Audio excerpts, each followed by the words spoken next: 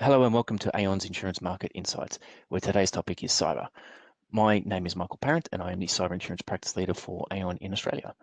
I am joined today by Rachel Green, who is a Client Manager within the Cyber team. As we start to help clients understand the cyber insurance market for 2021, I think it's worthwhile looking at and reflecting upon the end of 2020. So Rachel, would you mind giving us a rundown of the major challenges as you saw them for half two of 2020?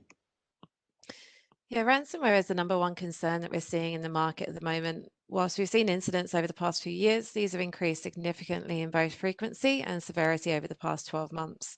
Some insurers have reported a 400% increase in the number of incidents since 2018, and average demands have actually skyrocketed, with the average demands now in the tens of millions of dollars. Attacks are also getting more sophisticated, meaning more forensics and restoration costs. Another key issue that we're seeing is business email compromise. This has become increasingly common as companies have moved to remote working due to COVID restrictions, including cloud-based email. We've seen an expanding threat landscape due to COVID generally, where remote working in particular has introduced new vulnerabilities which are now being exploited. We've seen an increase in concern around operational technology and automation within business operations. Often these environments are particularly vulnerable and attacks can cause significant business interruption losses. Attacks to companies involved in industrial manufacturing seem to be particularly targeted at the moment. And finally, it would be remiss not to mention SolarWinds and how the impact of this is likely to slowly emerge over the coming few years. Excellent. Well, thanks for the insights on that. Why don't you touch on a few of the insurance implications that these challenges are posing? Yeah, the market has significantly shifted over the past 5 or 6 months, and through Aon's engagement with the market, we know that insurers are conducting full portfolio reviews. Starting conversations on renewals, we see roughly a 20% premium uplift, with some clients experiencing greater increases.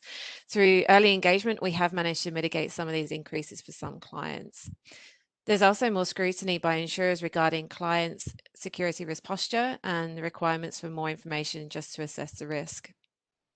Okay, so I'm hearing it's a 20% increase on a portfolio basis. Some clients have been able to achieve better outcomes, but certainly not remove the increase in total by the sound of it.